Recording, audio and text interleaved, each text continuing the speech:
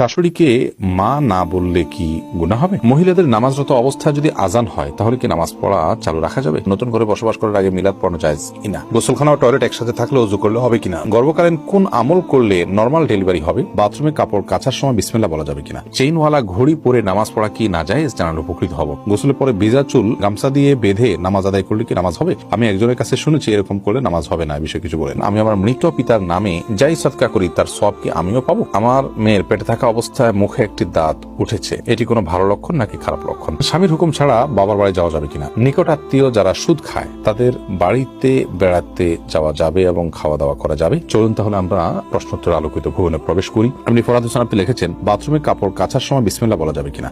বাথরুমে কাপড় কাচার সময় বিসমিল্লাহ বলবেন, বিশেষ করে যখন কমরের সাথে আপনার ওই জায়গার পার্টিশন থাকবে। যদি পার্টিশন না থাকে তাহলে ওযুর সময় যেরকম মুখে বিসমিল্লাহ বলা নিষেধ, অনুচিত, মাকরুহ, ঠিক একইভাবে এখানেও মুখে বিসমিল্লাহ বলবেন না, মনে